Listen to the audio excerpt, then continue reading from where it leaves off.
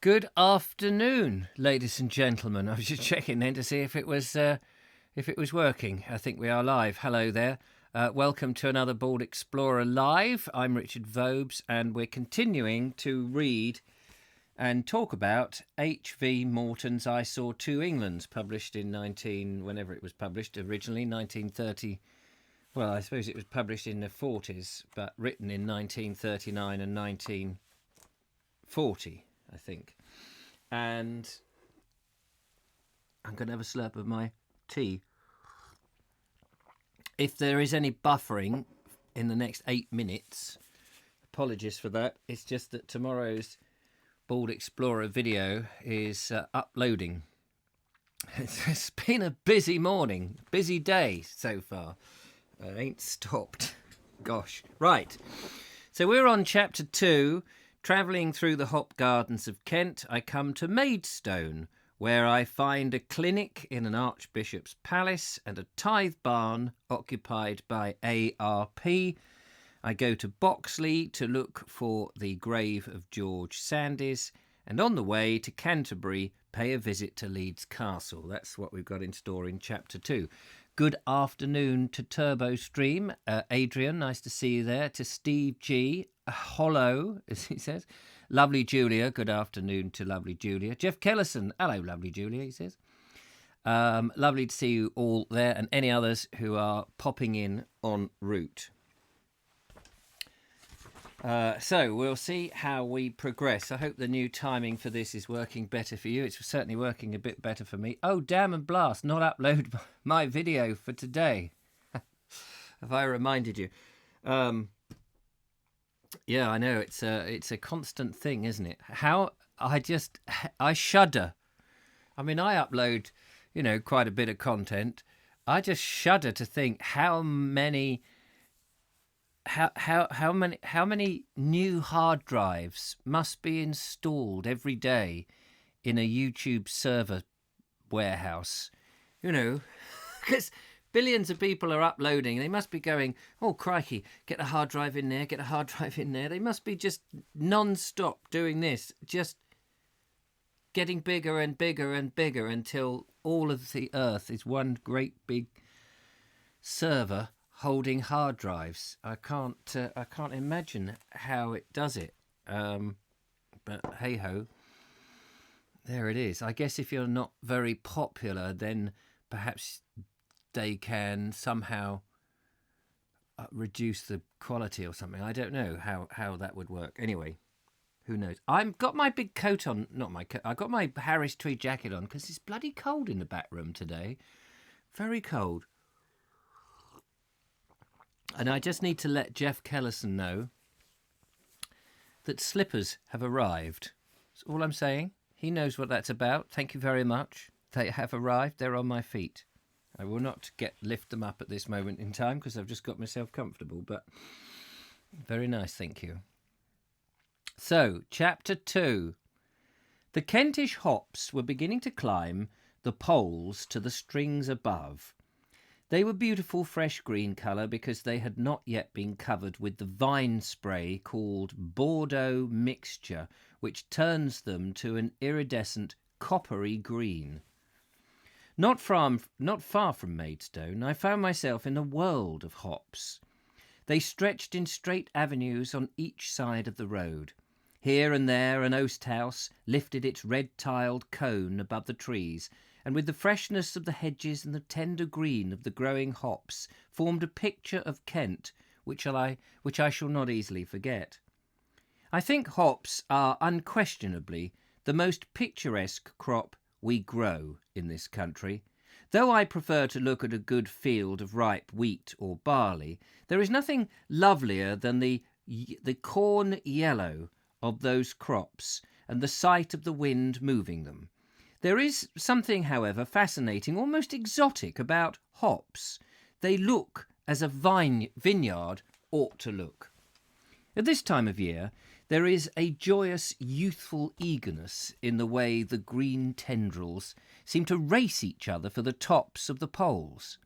Later on, when the hops are ripe, the rustling grasshopper green tassels hang in graceful festoons, light as air against the darker background of their leaves. Neither the vine nor the olive is as beautiful as the hop, and I have never seen on the continent or in the East a vineyard or an olive grove that could for a moment compare with the beauty of our Kentish hop gardens. What a nice thing to say about hops. I came to a place called Paddock Wood. Oh yes, I've been to Paddock Wood, where oast houses are not dotted about by ones and twos, but stand together in a mass formation. I counted 4 groups of 5, and there were others some little distance away. This was the most impressive collection of oast houses I've ever seen. Like all oast houses at this time of year, indeed at every time except for about 3 hectic weeks in the autumn, they were still and deserted. While I was looking at them, wondering to what emperor of hops they belonged, a young man came out of the yard, and the first thing I noticed about him was that he was wearing a pair of brand new army boots, the real old foot slogger's boot that made you feel as if a couple of angry lobsters had got to your feet. "Good afternoon," I said. "I was just thinking what a huge place you've got here." "It's the biggest in Kent, sir," he replied. The word "sir" is heard in these days only on the lips of people who have been expensively educated. I wish elementary school teachers would tell their children there is nothing servile about the word. "It belongs to Whitbreads," he said, and then, noticing that my eyes kept reverting to his feet, he grinned. I'm breaking 'em in," he explained, "because I go to camp next week with the anti-aircraft, and they take some breaking in, I can tell you." "Wait until you get a pair of puttees round your ankles, my lad," I said crudely. "Oh, we don't wear puttees now," he said. "We have overalls and slacks for walking out." Whereupon I felt as obsolete as one of Agincourt's crossbowmen. "If you have the time," I said, "would you take me to a hop field and tell me something about hops?" Can you imagine asking a labourer or an official somewhere, "If you've got time, would you mind taking me into your factory and just telling me something about what you do?" "On your bike, mate." "Come along," he replied. "I'm just going this way, but first of all, wouldn't you care to have a look at our hopper huts?" We entered a village of tin and wood bungalows. There were wash houses with hot and cold water laid on, an all-night cafe, a milk bar, a creche, a grocer's shop, a surgery, an excellent writing room, and a mission hall. I told him it was more like a holiday camp than the old-time hoppers' compound. "That's true," he said. "It is a real holiday camp. It really is a holiday camp. We have a large waiting list for it too. The same crowds come down year after year. Some of them have been coming all their lives. They love to go to their old huts, and even if they're offered a modern one, like that new type over there, they always say, 'Oh, no, can't we have our dear old hut?' And if our dear old hut has been superseded by something better, they don't like it at all at first." We walked down the lane and entered a hop field where the vines were in their most luxuriant mood, racing upwards to the strings. Hops, he told me, can grow 6 inches in 24 hours. The cost of cultivating an acre of hops has risen amazingly in recent times. In 1893, the average cost was £35 an acre. In 1900, this had risen to £37, and today it's nearer £60. The hop farmer has to put back every spring all the chemicals that hops have taken out of the soil. He must manure the earth, first with potash and then with phosphates, and finally with ammonia. When he has done this, and the new crop is waiting, he has to make war upon every kind of pest. He has to spray the hops with nicotine powder to destroy the insect pests, and then with a lime and copper spray to prevent hop blight. As if hop farmers have not enough trouble, a new disease has developed known by the beautiful name of Here we go. Verticillum, or something, verticillum wilt. To the hop grower, it's worse than aphids or blight. One day the hops look marvellous, but the next they're all beyond hope, wilted and finished. One of the terrible characteristics of verticillum wilt is that the germ, or whatever it is, hangs about in the soil and attacks future crops. My friend pointed out acres of wheat which were last year under hop cultivation, but it's impossible to grow hops there now again until some clever man with a microscope has found out what the germ is and how to cure it. I heard similar stories in Jamaica when thousands of acres which formerly grew bananas are now either derelict or under sugarcane. Panama disease, as it was called, infects the ground so that bananas can never again be grown there unless the germ can be killed. Large areas of the island will inevitably fall out of cultivation, for the disease is terribly infectious. It's a bit like ash dieback, isn't it? It is a common experience to travel for half a mile or so with a wilted banana grove on one side of the road and a healthy one on the other. And once the germ crosses the road, it runs like wildfire through it travels like wildfire through the sound trees. The men of Kent use many interesting old words in the hop fields. Indeed, the hop industry has a language of its own. I wish they would break up the dialogue so that you knew it was a whole new theme. Hang on a minute. Not the dialogue, the text. The men of Kent use many interesting words in the hop fields. Indeed, the hop industry has a language of its own. I believe the word bind may be a Kentish word for, I think in some parts of the country they call them wires. A shim is a horse-drawn hoe, and a scrubbit is a wooden shovel used by the hop dryers. Hop gardens are set out in cants, which is a word probably older than hops, for it was once used to denote a portion of corn or woodland. Actually, I was reading about cants when I was reading a book about open fields. Each cant is divided into sets, and each set into so many hills of hops, and each root is called a hill. The hops are gathered in bins and are transferred to a sack called, by the good old English term, a poke.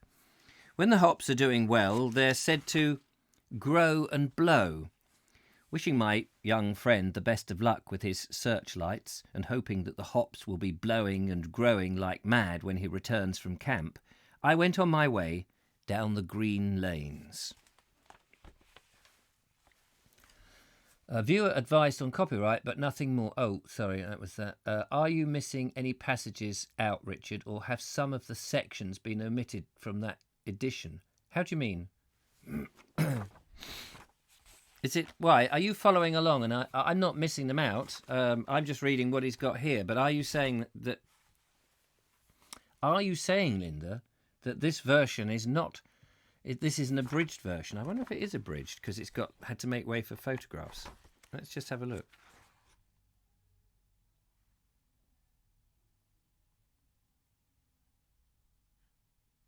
It doesn't say abridged.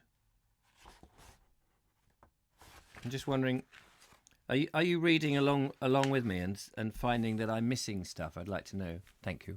I'd like to know. Thank you. I would like to know.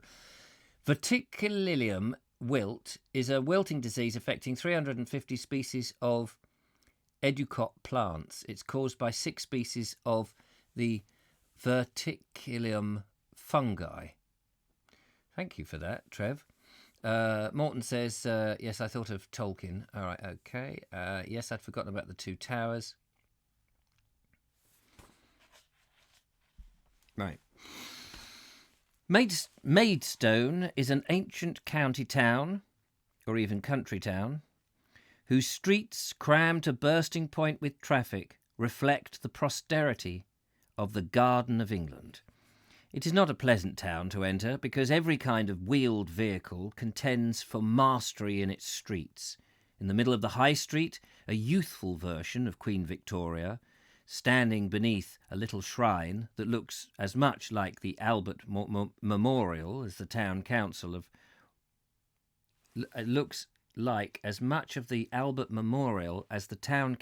that time could afford, presides with dignity over an age so different from her own. The town is an expression of the commercial drive of the men of Kent, as well as the Kentish men, and having mentioned those terms, I suppose I ought to explain them. The River Medway divides the men of Kent from the Kentish men. The men of Kent live on the east of the Medway, the Kentish men on the west. This ancient distinction may go back to a time when there were two tribes in Kent, one with its capital at Canterbury, the other with its capital at Rochester. I've also heard it argued, and this topic for some reason is a fruitful subject for argument, that the men of Kent earned their distinction when they went out with green boughs to meet William the Conqueror, and in return for their embassy obtained a confirmation of their ancient privileges. I went to a hotel to get some lunch, and the waiter, having given me an enormous plate of cold roast beef, placed half a Stilton cheese on the table and handed me, with the compliments of the management, a card on which was printed "Sporting Events, June 1939. It was a menu of race meetings as far away as Manchester, Yarmouth, Doncaster, Newcastle. I was surprised, however, to notice that the printer had inserted among the first Sunday after Trinity and second Sunday after Trinity. Had inserted, among them, yeah, but what? What's happening after the third? I don't understand that sentence. But I recollected that Maidstone has never been a Sabbatarian town. Did not the Reverend Thomas Wilson make this shocked comment in 1672? Maidstone was formerly a very profane town, inasmuch as before 1640 I have seen Morris dancing, playing stool ball, crickets, and many other sports openly and publicly on the Lord's Day.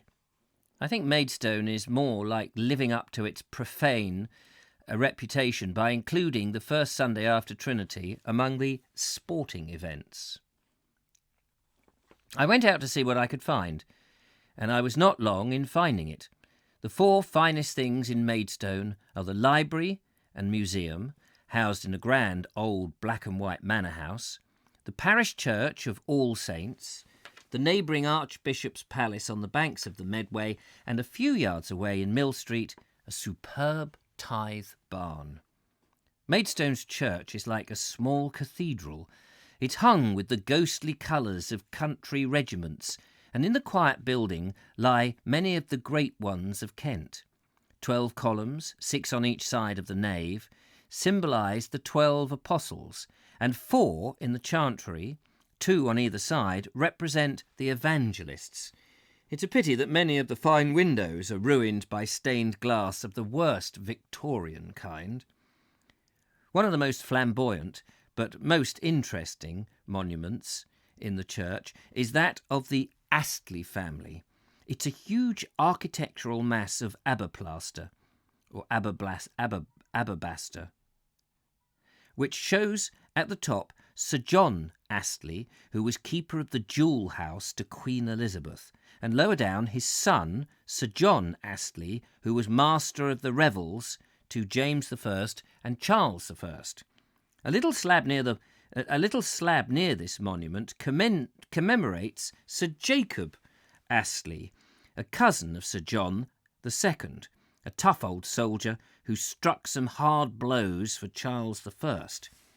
He was the author of the famous and beautiful prayer which he spoke on his knees before the battle of Edge Hill. O Lord, thou knowest how busy I must be this day. If I forget thee, do not forget me. Then, rising from his knees, he cried in the same breath, "March on, boys! March on." Was it March?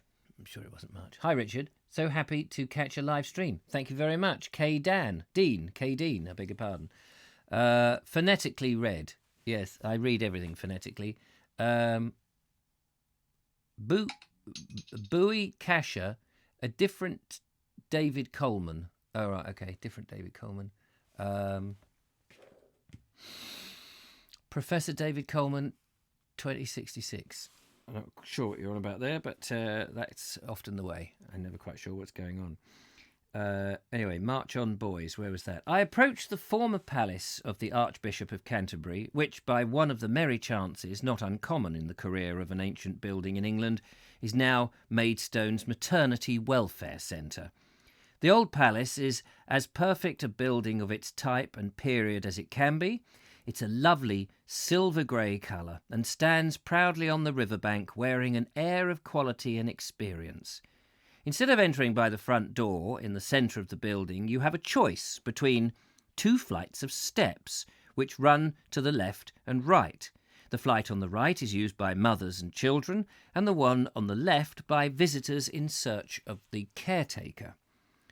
The bell was answered by an agreeable woman of sensible age. What is sensible age? Oh yes, she was an agreeable woman of sensible age, who took me into a number of high snuff-coloured rooms with imposing chimney pieces and windows which looked straight down on the no longer limpid Medway.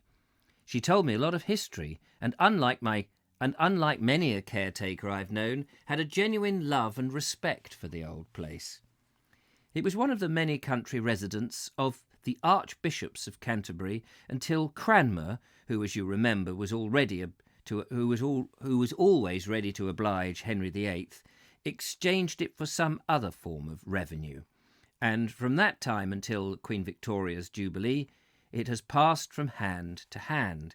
It was during the Jubilee rejoicings that Maidstone decided to buy the palace and give it a municipal purpose.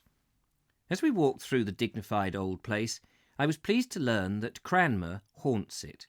I'm not sure whether my guide has actually seen the ghost, but others certainly have. Pushing open the door of a sombre panelled room, she said, "And it was here that he signed his recantation." I seem to remember that there were 6 or 7 recantations, recantations even. I have thought that they were all signed in prison at Oxford. Recantation. Is it when you recant? When you recantation, when you recant something.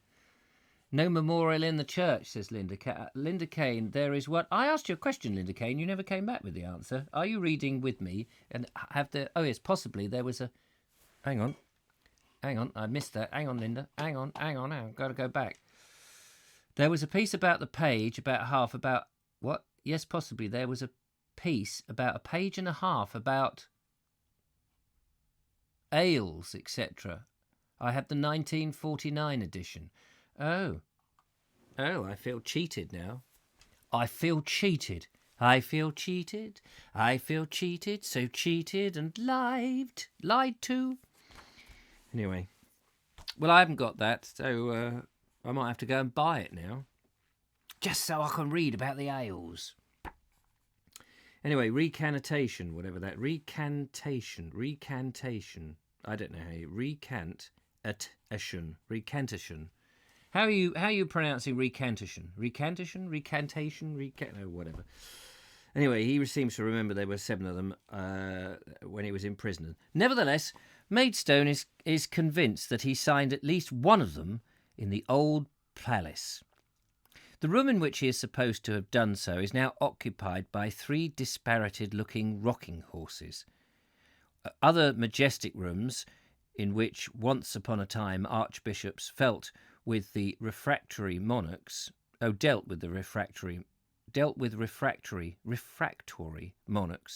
still put to much the same use on certain days of the week as the cots and perambulators indicate. The strangest thing about the palace is that it doesn't appear to represent the maternity centre. In fact,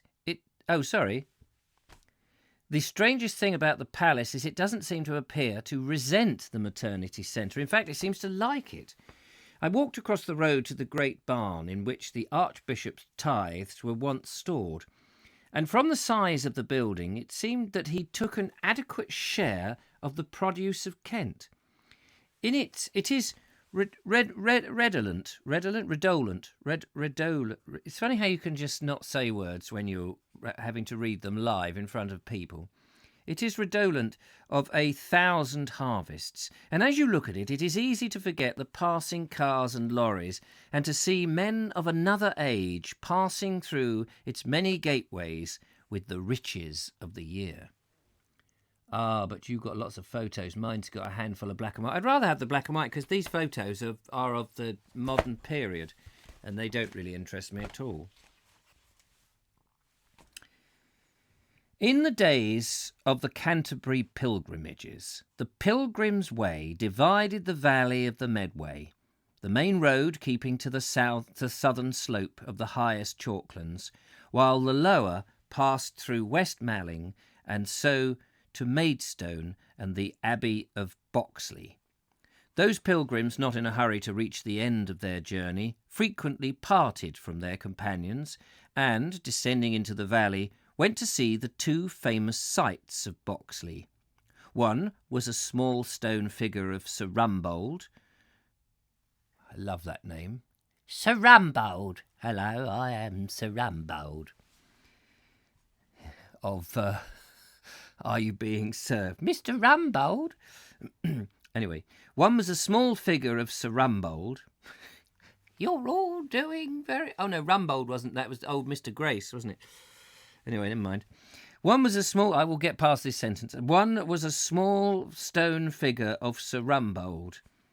He had big ears, didn't he, if I remember rightly, which declined to be lifted by an unchaste woman or a sinful man. The other was the Rood of Grace, a figure of the crucified Christ that moved his limbs, lips, and eyes. This figure, which was able to smile or frown, was never approached by a pilgrim whose state of sin had been detected by Sir Rumbold until the sinner had confessed and had been shriven by the monks. What is shriven? It's been shriven. That's a shrill-sounding word. What does shriven mean? I feel I should know, but I am showing... Oh, Richard, you're showing your ignorance. When the commissioners of Henry VIII visited Boxley, they reported that, having examined the famous Rood, they found therein certain engines of old wire and rotten sticks in the back of the same, that did cause to the eyes to move and stare in the head like unto a lively thing, and also the nether lip in likewise to move as though it should speak. The Rood was taken to London and publicly burned in the churchyard of Old St. Paul's. Oh. I was sitting on a wall at Boxley on a May morning, with the old abbey somewhere near, degenerated into cowsheds and fallen into ruin. It was one of those blazing days that sometimes come in May, when the fresh countryside luxuriates in a silence broken only by the sound of bees, and you can almost see the leaves growing. Not far from where I was sitting, cows, defeated by the food around them, had sunk into a paddock of buttercups. The cottages stood together like gossips talking. A little girl ran to the post office, one of those little shops that sells everything, even stamps. A carter led his horse along the road. A small car stopped at the King's Arms. A young man got out, tried the door, and, finding it locked, appeared annoyed, and, making that noise which writers spell fshaw, prepared to get back in the car again. I told him not to be impatient, for in 2 minutes' time the King's Arms would be opening its doors, so he joined me on the wall. He was a fruit farmer from somewhere round Maidstone. He told me what an unfortunate year he and the others had last year, when a late May frost ruined the fruit. This year may be wonderful, he said, but again it may not. A glut of fruit brings the prices down, and only the jam makers get anything out of it. While he was talking, the door of the King's Arms opened, and we went inside to a little room full of old oak and stuffed birds. They were not the kind of birds you see in Kent, but East Anglian birds, every kind of marsh bird and seabird. The innkeeper was an Essex man, and his collection had been made by his father. He knew a lot about birds, and also about Boxley, so that we were soon talking about the Pilgrim's Way.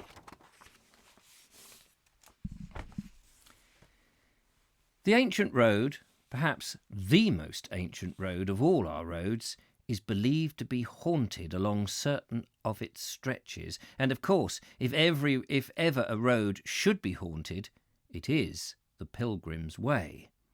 On the high land above Rotham, who knows, Rotham, on the other side of Maidstone, where the Pilgrim's Way keeps to the edge of the downs, there are ghostly tracks of it in the woods, and you can always tell it by the yew trees. I remembered Rotham during the war when I was stationed there as a yeomanry regiment. We had to water our horses twice daily in the woods, not far from the Pilgrim's Way. The routine was to ride one and lead the other one up the horse troughs. One day, however, the horses stampeded. It was the first time I'd ever experienced a stampede, and it happened in the twinkling of an eye. Panic communicated itself to the horses.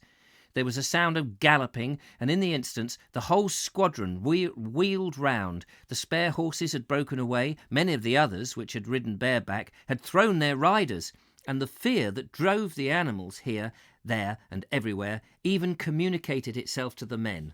No one was able to explain why it had happened or what caused it. But the thing occurred the following day and the day after that. It became clear that the horses refused to face the Pilgrim's Way, and we were obliged to move the horse troughs down to the fields. The popular explanation, which may have originated in the bar of a local inn, but nevertheless satisfied everybody, was that the horses, who can see spectres, had been frightened by a ghost among the yew trees. Ooh, spooky. My fruit grower departed on his journey, and I went up the long green stretch of grass to the church.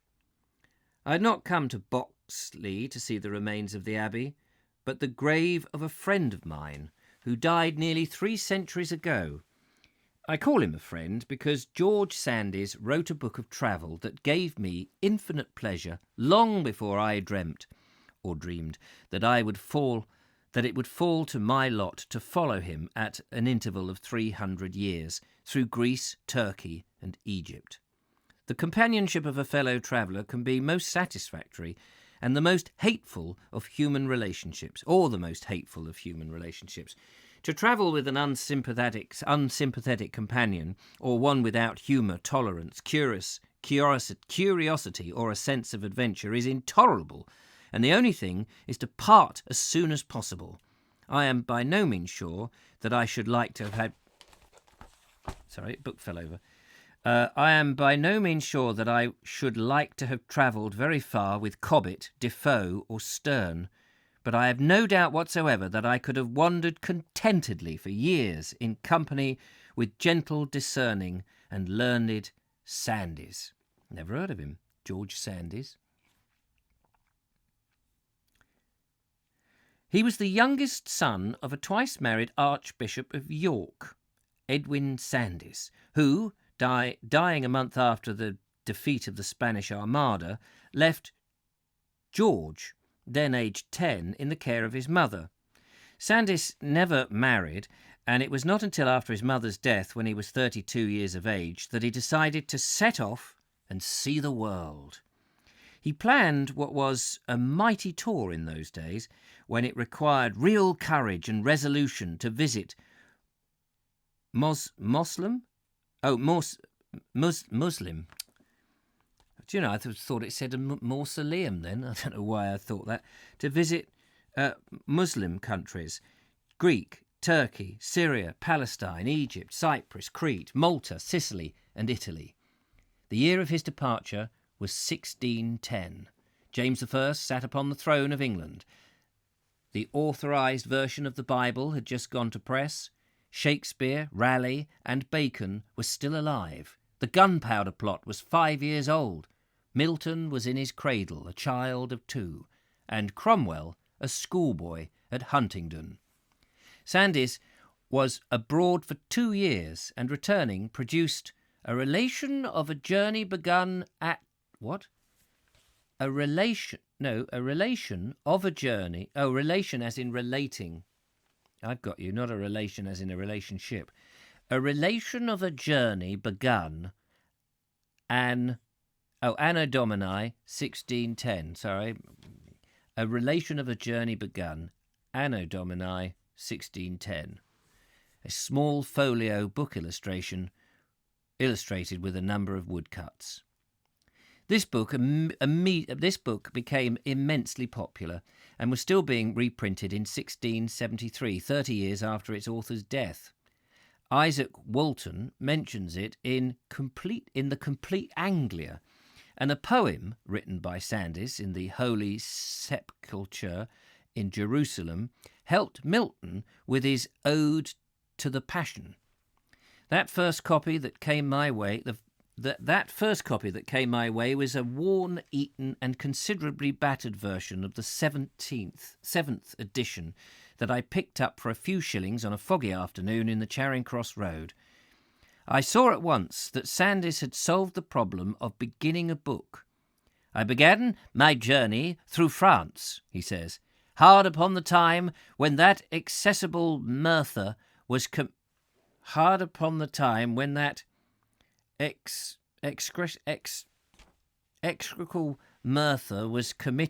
person. Does he mean murder? I think it's Old English for murder, isn't it? Murtha. That execrable murder was committed upon the person of Henry IV by an obscure valet, or varlet, as he's written there. From that moment I found myself transported into another world as I wandered the Levant with him. I'm sure, is that in France? Probably not pronounced Levant, is it? Anyway, the London fog melted away. The domes and the minarets of Constantinople lifted in his clear prose. The Greek islands lay upon a blue sea, and there was a smell of rope and tar and cargo as the sails of the galley and the brigantine slanted into the harbours of the ancient world. I entered the church with liveliest anticipation, hoping to see an effigy of my old friend. But I could find nothing of the sort. I could not even find his tombstone. I looked everywhere in this dim little building for his grave. I moved mats and rugs in the chancel, and I peered beneath and came to the conclusion that the grave must be hidden by the choir stalls.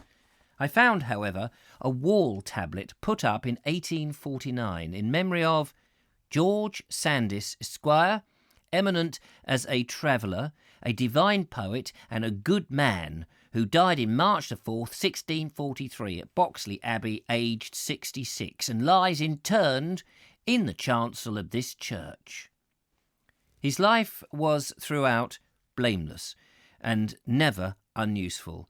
Its earlier part was sometimes passed in observing his fellow men in foreign lands, and its latter years at home in celebrating the praises of his God and attuning to the songs of Zion to the British lyre. Yeah, I bet it was. I bet he was a bawdy, rude little bugger of a man in reality. That's what I bet. How are we doing on the old time front?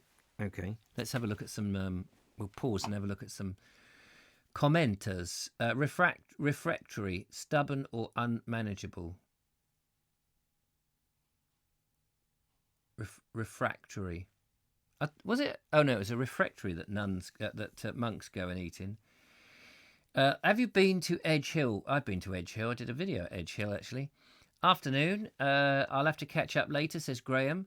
Linda Kane says shriven means absolved or to go to confession. Oh, absolved. Oh right, okay. Thank you for that.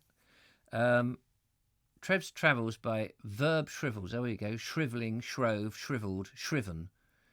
Of the shrived, mainly of the Roman Catholic Church, to hear a confession. Impose a penance. I will impose a penance on you. I look like I'm a bit overexposed in this, but never mind. Definitely short sections missing, says Linda Kane. Oh, I'm pissed off now. I'm very pissed off. I've been advised to buy the wrong book. Michael, oh, you must. Rutham says, Rutham, says Graham Roffey, to Rotham or Rutham, is pronounced Rutham. Yeah, okay. Thank you, Mr. Richard, for taking the trouble to read us. You have a soothing voice and your accent is easy to understand.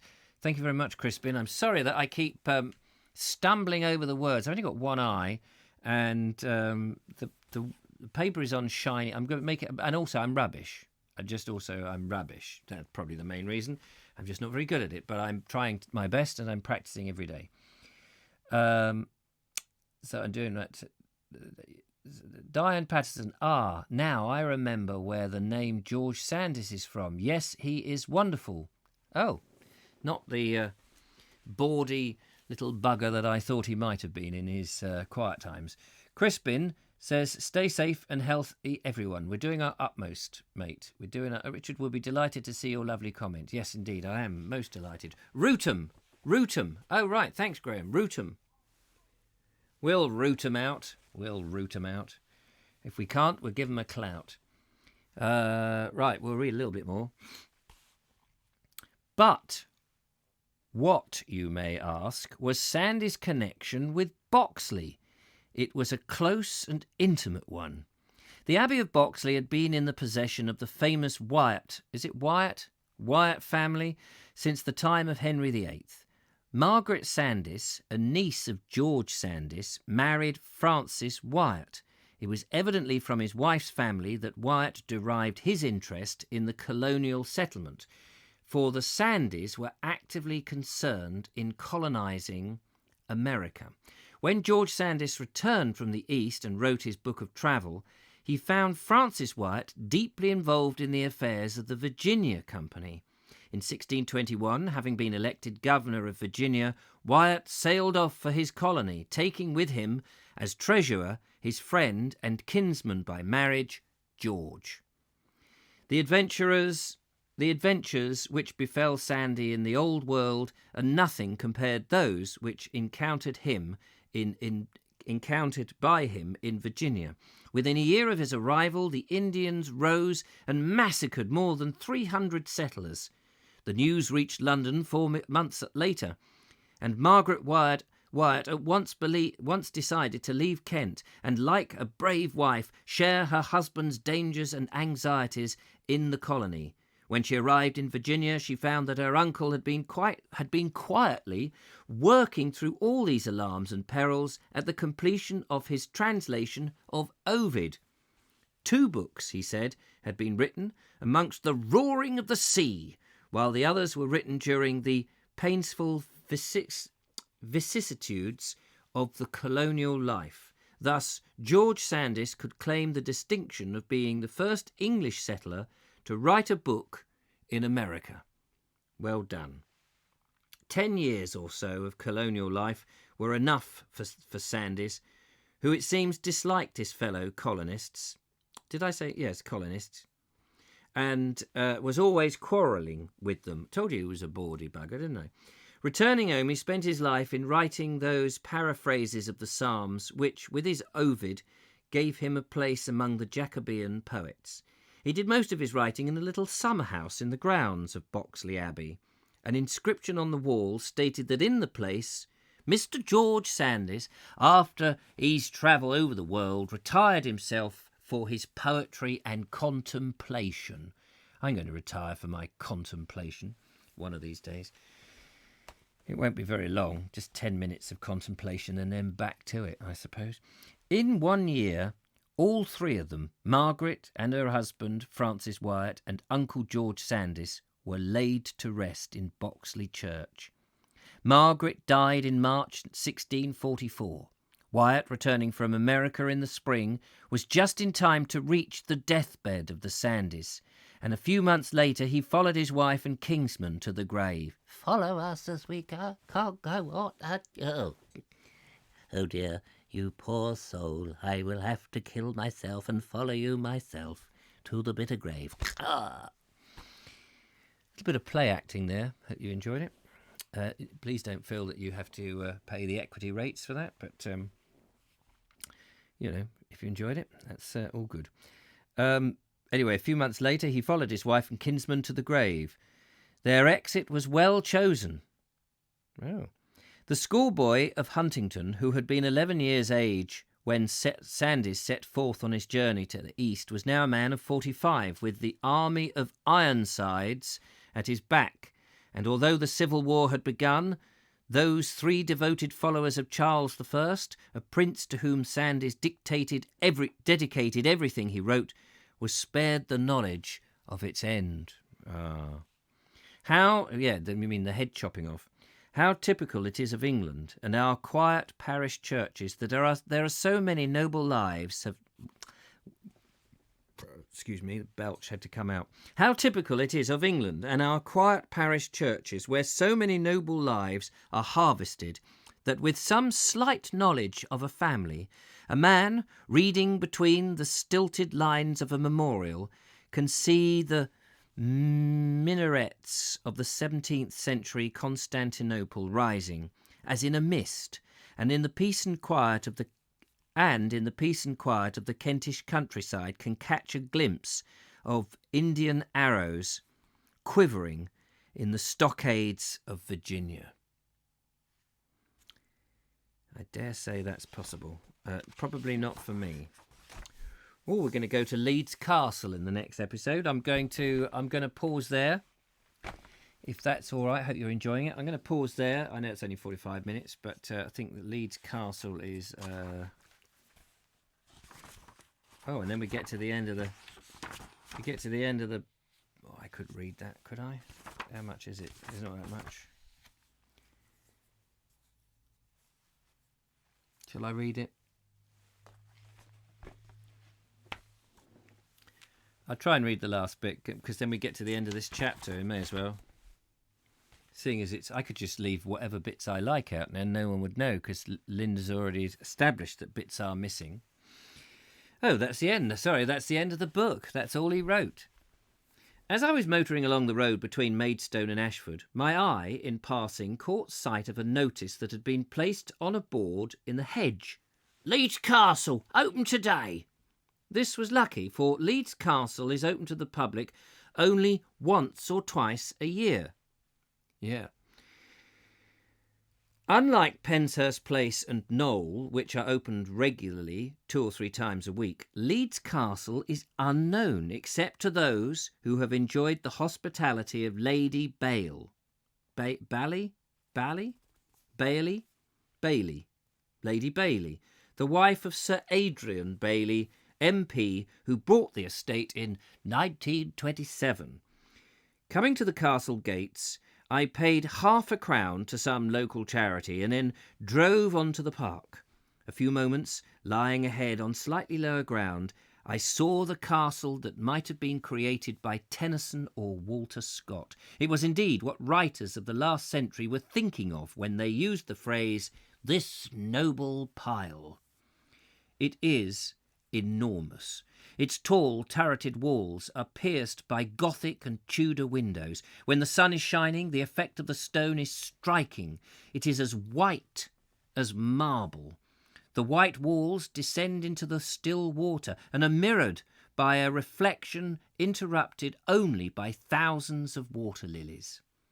But to say that Leeds Castle is moated does not convey the right impression at all. A moat suggests a surrounding ditch or trench filled with water. What makes this castle so beautiful is that it lies in the centre of a lake that is anything from 15 to 20 acres in extent. Among the lilies swim black and white swans, which, against such a background, suggest the enchantments of Merlin.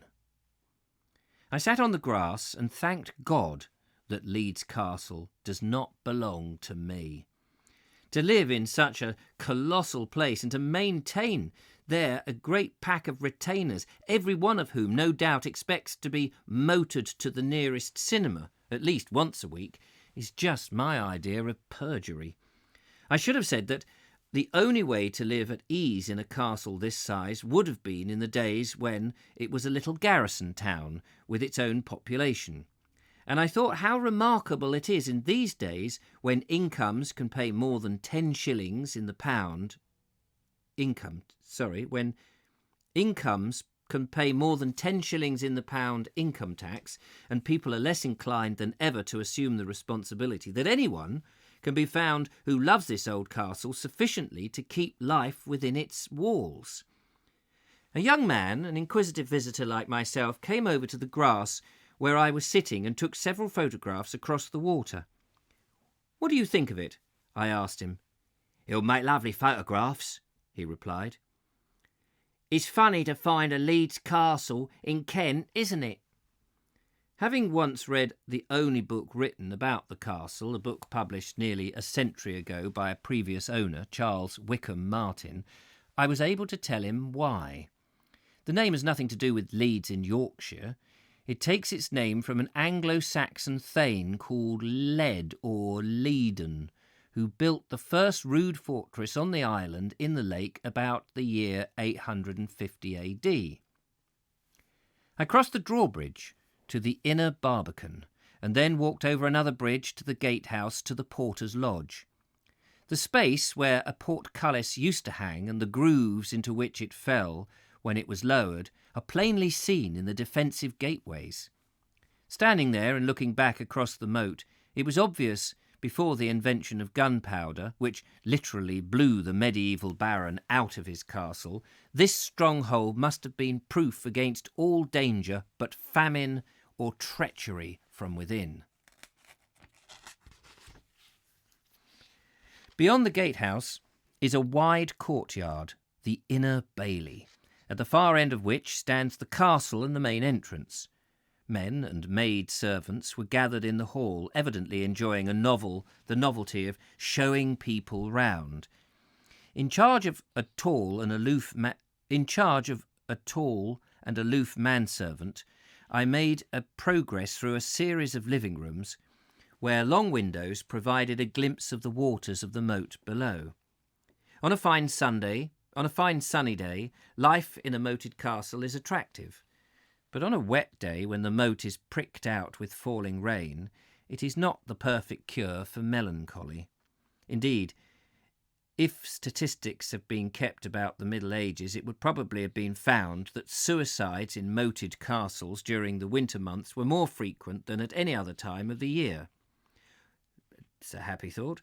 Also, an ill-tempered baron who had been living on salt fish for several months must have been more liable than at any other period of the year to throw his friends and relatives into a moat which lies so suggestively beneath the windows.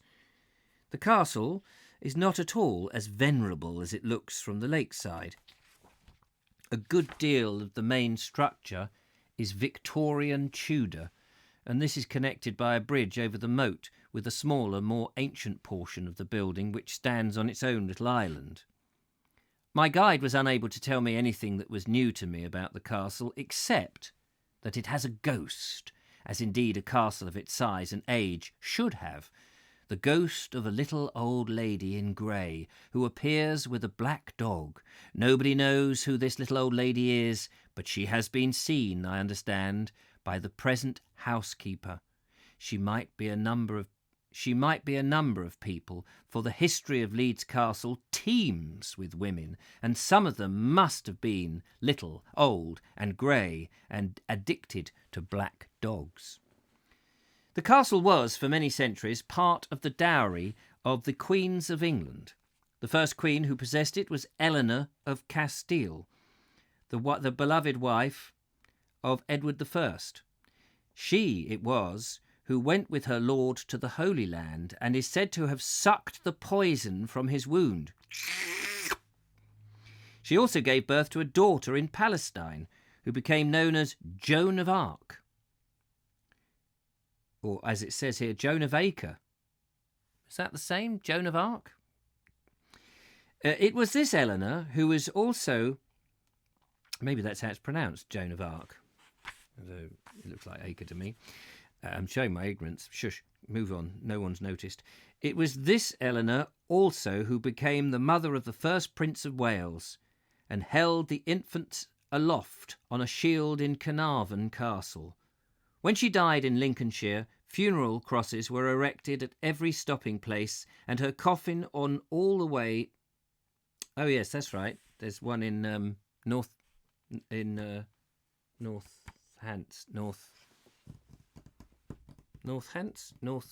what's it called? Not North in oh, is it North? What is it called? Not Northampton. What am I talking about? Not Northumberland. Where is the bloody place? I've been there enough times. Can't think. Doesn't matter. They're all over the place. Yes. So when she died, when she died in Lincolnshire, funeral crosses were erected. These are the Eleanor crosses, of course.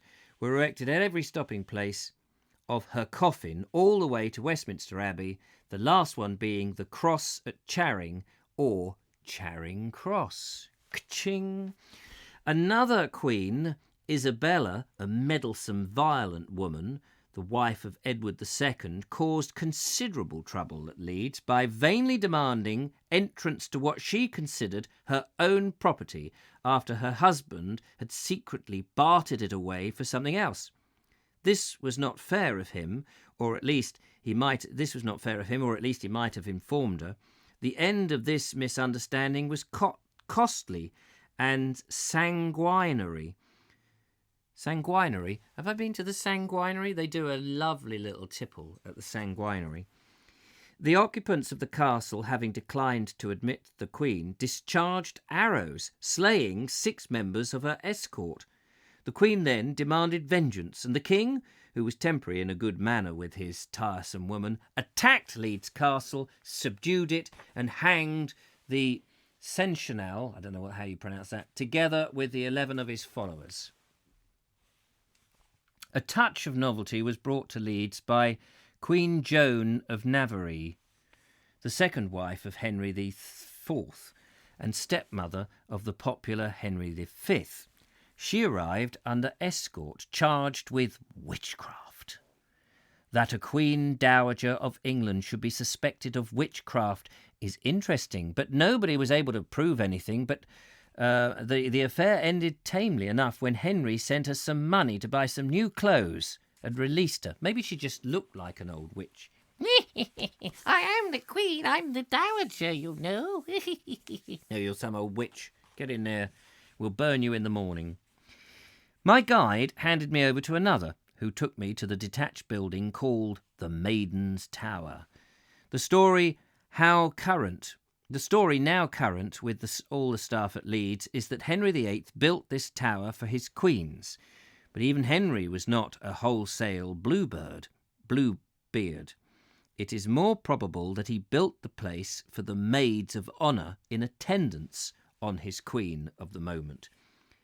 Beyond this tower, some old steps descend to a mysterious place, now a boathouse, known as Edward I's Bath.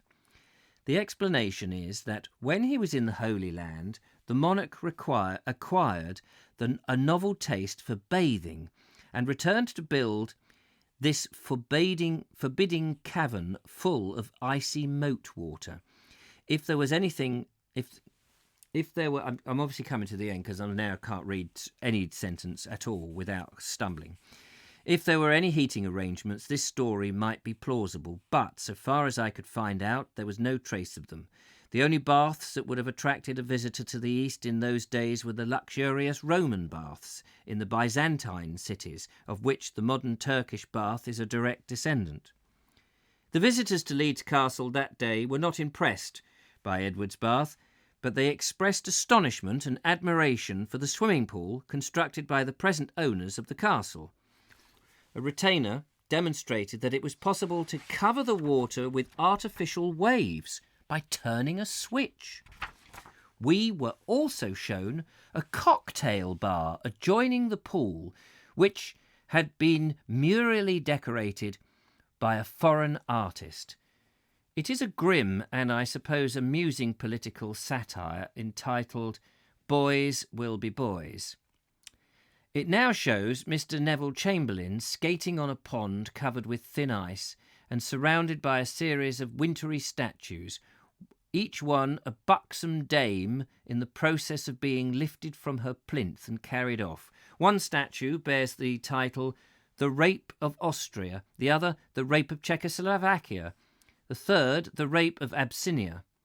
Hiding in the background as two naughty little urchins are Hitler and Goring, while Mr. Duff Cooper and Mr. Winston Churchill watch events from the opposite side. That this bitter cartoon of Europe's trials should hang above the English cocktail bar completes its irony. I expect the foreign artist thought so too. It was interesting to learn that in ancient times they made wine of English grapes at Leeds, and a portion of the garden is still known as the vineyard. Wycombe Martin says in his book that several of the cottages in the village are covered with vines which bear peculiar small grapes known as cluster grapes. He believed that they were descendants of the grapes from which Queen Eleanor made wine in 1290. With a farewell glance at the superb castle reflected in its lake, I went back to the main road and within an hour was in Canterbury. And there we must leave it for chapter 3, in which he arrives in Canterbury to watch a feast of tea time, to see a shop that sells ARP. Wait a minute, he was supposed to see an ARP in that one. He didn't see an ARP. Climb to the Bell Harry Tower and reconstruct the murder of Thomas à Becket. He visits a leper supplement, he goes to Walmer Castle, and he is shown the Wellington Room, and continues his journey throughout the Hurst and Den in the county of Kent. And we will do that tomorrow. Is tomorrow Friday? Yes, marvellous. I'm sorry I've managed to miss out that whole 14 chapters on ale that Linda Kane now has under her nozzle, but that is the way it is, I'm afraid. I bought the cheap version. Linda says Joan of Arc Joan of Acre, rather, was an English princess, a daughter of King Edward I and of England. Oh, right, so not Joan of Arc then. No, because it's Joan of Acre, because Arc would have been ARCH. That's what I thought. I just thought, was it a misprint? Is that how they pronounce it in France? Ha-ha! Joan of Acre! I didn't know. I don't know. What do I know? I know nothing, really, basically. At the end of the day, I don't know why they listen to me. They were paid 180,000. Is that a full stop or is that my eyes dancing? I don't know what that is. In 1926. The acre derives from her birthplace in the Holy Land while her parents was on the crusade. Oh. Joan of Arc was born in 1412. Oh, yeah, there we are. Oh, close then. Not only 100 years out. Only 100 years out, love. I'm only 100 years out. Graham Roffey says the crosses at Charing Cross was remade when the station was built. Now, where am I thinking of? What's that name of the town I'm thinking of? Which is the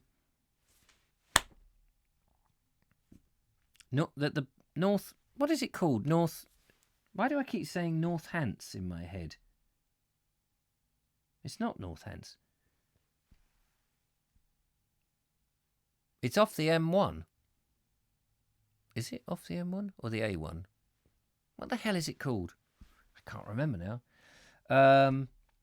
It's right next to a park, and it's on the main road, and you're coming into the town, and there's all the breweries down in the well, all of them. There was Foster's, I think, was last time I was there. I did some.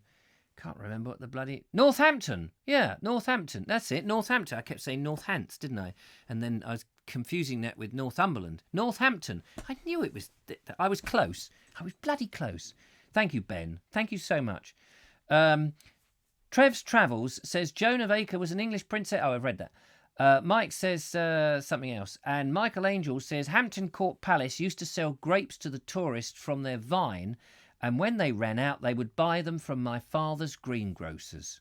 How nice. Audrey says, I sneaked in halfway. We'll set an alarm for tomorrow. Gerrard's Cross. Is there one at Gerrard's Cross?